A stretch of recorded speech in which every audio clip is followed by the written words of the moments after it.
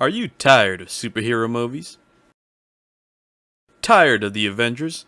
Tired of the Justice League? Well, you should watch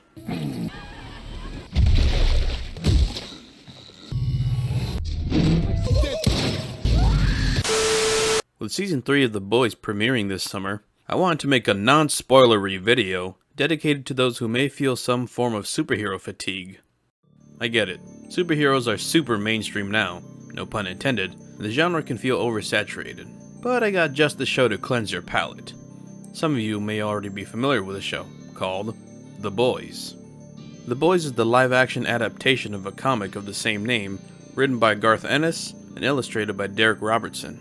The pilot episode premiered on Amazon Prime Video on July 26, 2019, and in my opinion, brought another needed shift in the superhero genre. X-Men 2000 showed that there was a market for superhero movies. Spider-Man 2002 solidified that fact. The first Avengers movie showed that the connected cinematic universe could work, and their work continues to this very day. DC's Injustice game gave the general audience their very first look at a what-if scenario from a comic book property. Zack Snyder would later adapt an evil Superman into the live-action DC movies, taking inspiration from Injustice. Netflix's Daredevil showed that there was room for longer episodic storytelling to deepen the characters. Disney Plus's Marvel shows would do the same as Daredevil did not too long after. With a show like The Boys, they bring out the ugly, selfish, and narcissistic sides of a, air quote, superhero. You have your Boy Scout heroes, your dark and gritty heroes, yet no supervillains present, only the common criminal. In the universe of The Boys, all the superheroes are a parody of their popular counterparts. The Avengers/Justice League team are called the Seven. You have your Superman clone, Homelander, Wonder Woman clone, Queen Maeve, Flash/Quicksilver clone, A-Train. Any superhero you can think of, there is a at-home version of them. Mommy, I want Aquaman. We have Aquaman at home. Not only are they parodies, but they aren't all sunshine and rainbows either.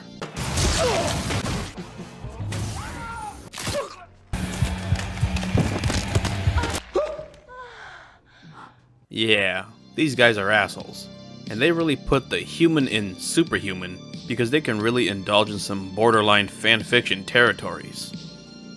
These superheroes are managed by a pharmaceutical company named VOD, who produce their movies and handle their public relations to maintain their image as a, air quote, superhero.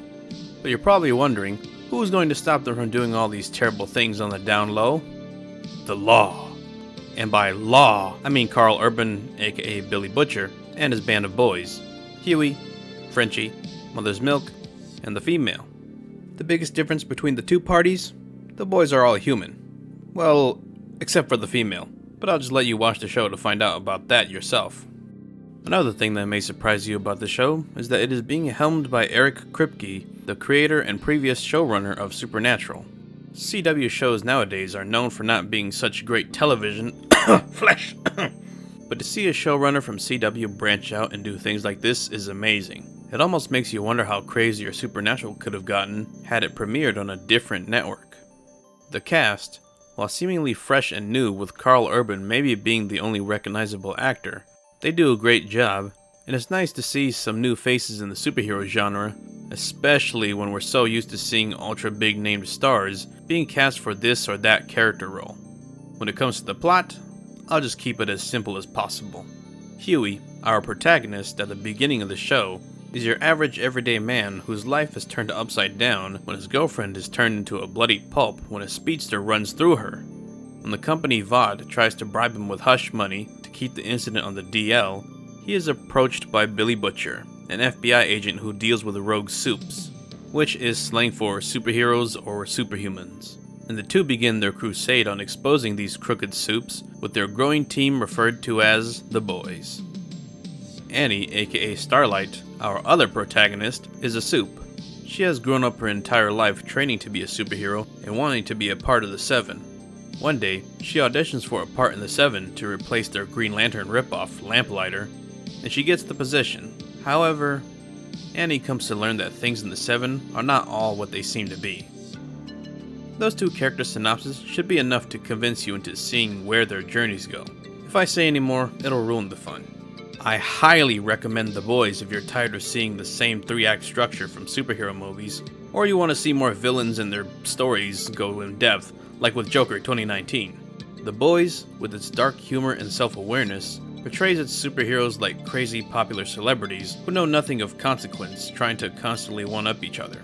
It doesn't paint one character as all good or all evil, or tries to make someone weakly complex with a few relatable traits. All characters, souped up or human, are given their fair share of character development for better and for worse, which is the one aspect I like most about the show. It's not Cobra Kai complex level of characterization to where you're conflicted with who you're siding with constantly. There are still definitive heroes and villains in The Boys, but you get to see characters toe the spectrum of lawful good to chaotic evil. Not to mention the self-awareness. So Joss rewrite really sings, huh?